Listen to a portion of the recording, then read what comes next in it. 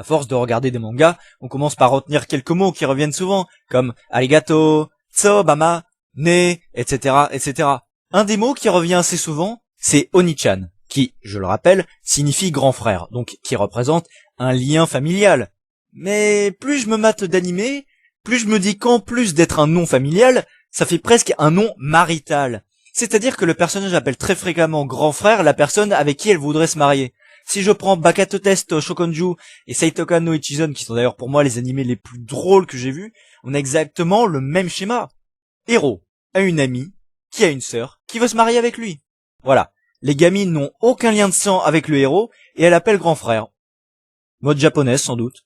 Mais ce ne sont pas les seuls à le faire. Toujours dans Seitokan no Ichizon, Ringo, non celle-là, comparé au héros, c'est sa demi-sœur. Bon, on va pas chipoter, elle va pas l'appeler demi-frère, elle l'appelle grand frère, elle veut se marier avec lui là aussi.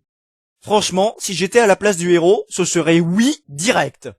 Dans To Love Ru Trouble, on a vraiment un frère et une sœur biologiques, mais les sentiments qu'éprouve Mika pour Rito sont développés de façon très intéressante. Bon, elle aime, voilà, faut pas se le cacher, mais elle appelle toujours Rito par son prénom, sauf quand elle montre bien qu'elle est amoureuse de lui, et là, elle appelle grand frère. Je sais pas. Le fait que ce soit le grand frère, ça symbolise la protection. D'où le fait que je trouve ça beau. Et info exclusive, ma relation incestueuse préférée n'est pas entre sœurs jumelles comme on pourrait le penser, mais entre grand frère et petite sœur. Donc franchement, je voudrais trop avoir une sœur comme ça. Deviens réel et épouse-moi, je te dis oui direct. On continue avec Persona 4 où Nanako est la cousine de Yu, mais ils finissent tellement par se rapprocher qu'elle se met à l'appeler grand frère, puis elle dira qu'elle voudra se marier avec lui. Ah là là, franchement, il y a des personnages qu'on voudrait bien qu'ils fassent partie de notre famille. Dans Korewa Zombie Desuka, ces deux personnages n'ont strictement aucun lien de parenté, pourtant le héros a un fantasme où il va Euclid l'appeler grand frère et voilà, et il est très heureux. Fantasme que l'on retrouve également dans Onisuki, où l'un des amis du héros a ce qu'on va appeler le fantasme de la petite sœur. Voilà, il est fils unique et il voudrait bien avoir une petite sœur, qu'elle l'appelle donc grand frère et qu'elle l'aime, quoi. Et si vous voulez tout savoir, les deux autres ont le fantasme de l'ami d'enfance et le fantasme de la femme mariée. Et au passage, vous savez certainement qu'il existe au Japon des maid cafés où les serveuses sont habillées en soubrette. Eh ben, dans cet animé, elles peuvent jouer également des petites sœurs. Il n'y a pas que les jeux qui contiennent des petites sœurs, donc franchement, je sais pas tout ce qu'il y a de disponible au Japon, mais dès que j'ai de la thune, j'y vais. Sinon, c'est également en me matant plein de mangas que j'ai appris que visiblement l'émancipation des jeunes, ça ne posait aucun problème pour les Japonais. Voilà, 16 ans ils vivent tout seuls, en plus avec une gamine de 12 ans. Voilà, lui aussi il est tout seul. Voilà, pareil, tout seul. Voilà, tout seul, normal. Mais je crois que le pire, c'est To Love Ru avec Rito et Mikan, qui, je le rappelle, ont 14 et 11 ans. Est-ce que vous pensez sincèrement que c'est normal pour des parents de laisser leur gosse de 14 et 11 ans tout seul? Putain, mais attendez, ça a toujours été comme ça. Les parents sont jamais là. Même quand ils avaient par exemple 7 et 4 ans, Rito et Mikan vivaient seuls chez eux. C'est n'importe quoi. Je veux bien que les mangas se sont un peu décalés, que ça sorte de l'ordinaire et tout, mais il faut quand même un minimum de réalisme. En parlant de réalisme, quand vous regardez un animé japonais, ne vous posez pas de questions, ne dites pas « comme par hasard », comme vous pourriez le dire pour un livre ou pour un film. Pour les mangas, vaut mieux en rire, quoi. Masque, on croise comme par hasard le méchant à Carrefour. Onegai Teacher, le héros et la prof sont tranquilles et comme par hasard, il y a la bande de potes qui débarque. Little Busters, alors là aussi on pourrait voir du comme par hasard puisque le héros peut se balader la nuit et tomber comme par hasard sur un personnage clé. Mais étant atteint de narcolepsie ou un gros trouble du sommeil, on peut penser que son rythme de sommeil est complètement décalé, complètement anarchique. Donc du coup ça passe. Mais le plus gros comme par hasard qu'on peut voir, c'est bien évidemment dans les ecchi, où comme par hasard, le héros a sa tête coincée entre des seins, où il voit une petite culotte, ou autre chose. Bon, c'est du ecchi, c'est comme ça. Perso, moi ça me gonfle. Il y a des scènes coquines qui pour moi ne sont pas justifiables. Et je pense que les blagues les plus courtes sont les meilleures. Et là où je pardonne pas, c'est To Love Ru, où ils avaient réussi à ne pas montrer la culotte de Mikan, qui est mon personnage préféré au cas où vous n'auriez pas compris. Et le fait qu'on ne voit pas sa culotte, ça lui donnait un côté mature. D'ailleurs, elle l'est. Mais ne pas voir sa culotte signifiait qu'elle sortait du lot, qu'elle n'était pas au même niveau que les autres filles. Eh bien non. À partir des OAV, puis avec les saisons 2 et 3, voilà, on se met à voir des plans où on voit sa culotte. Putain, ça m'énerve. Surtout qu'en plus je dis ça comme ça, mais ça choque personne d'avoir des plans sexy d'une gamine de 11 ans. Je dis vraiment ça comme ça, hein. Et To Love Ru, ce qui est énervant, c'est que le héros s'en prend plein la gueule alors qu'il n'a rien fait. Des fois même, ce sont les filles qui le mettent dans une situation embarrassante et ensuite elles le frappent. Non, mais putain, mais remettez-vous en question, les filles. Au passage, on remarque que les filles peuvent frapper les garçons, mais par contre, les garçons frapper les filles, non. C'est normal. Mais voilà, To Love Ru, c'est des personnages qui n'évoluent pas. C'est comme Pokémon. Sacha n'évolue pas. C'est un personnage unidimensionnel. Il est courageux, mais con. Non, il n'est même pas courageux, il est téméraire. Tu compares Pokémon et Digimon, c'est vraiment autre chose. Au moins dans Digimon, les personnages évoluent. Vous savez, ça devrait être comme ça dans la vraie vie, où si à 25 ans t'as la même personnalité qu'à 15 ans malgré tous les événements qui se sont déroulés, je crois que ce n'est pas très réaliste. Continuons dans le réalisme avec un truc qui m'insupporte, les seins.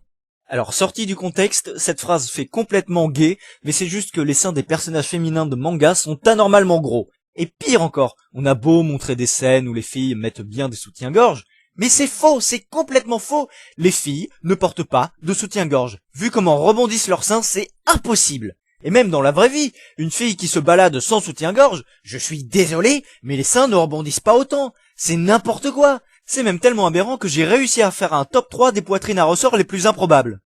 Toujours par rapport aux seins, c'est dur de trouver des poitrines normales.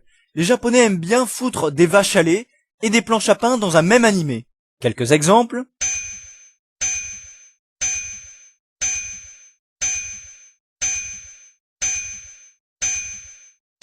Convaincu? D'ailleurs, souvent, les filles qui ont des petites poitrines se sentent mal à l'aise et aimeraient bien que leurs seins soient plus gros. Certaines vont même mettre du rembourrage dans leur soutien-gorge. C'est grave. Heureusement que les filles dans la vraie vie se foutent totalement de la taille de leurs seins.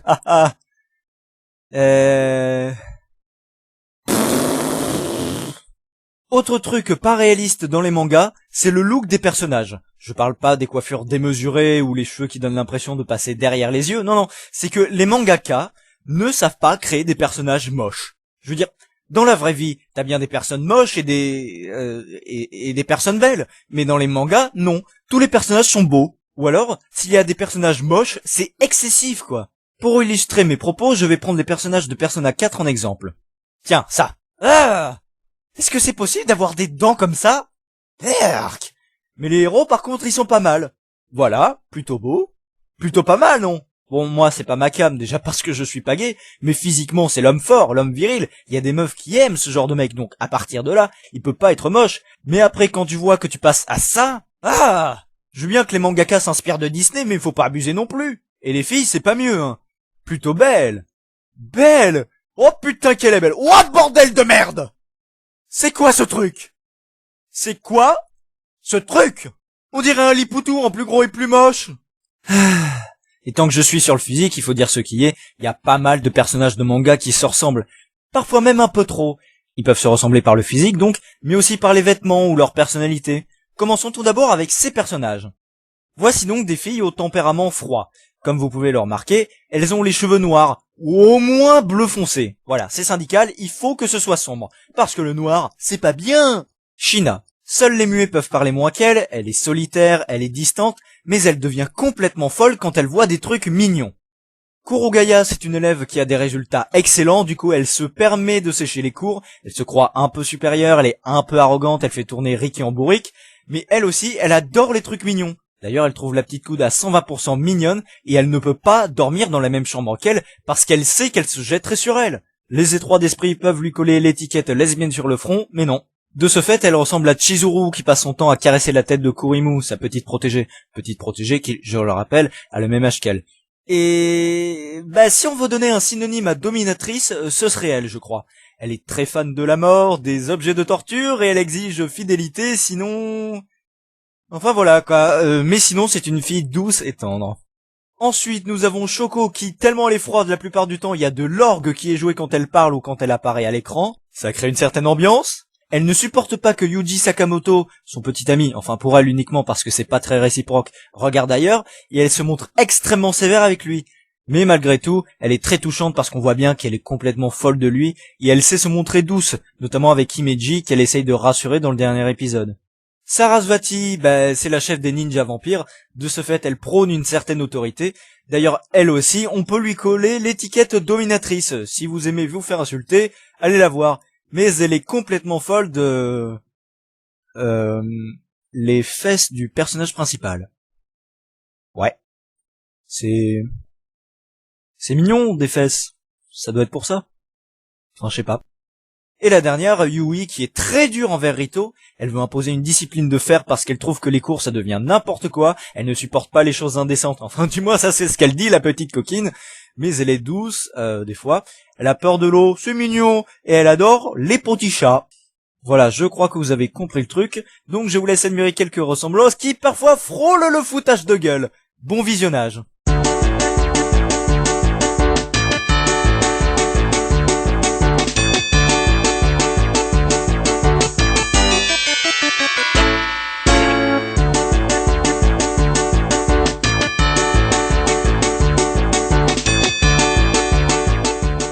Oui, alors je sais ce que vous allez dire. Oh, tu vas pas chipoter, tu vas pas dire qu'elles se ressemblent uniquement parce qu'elles ont une queue cheval.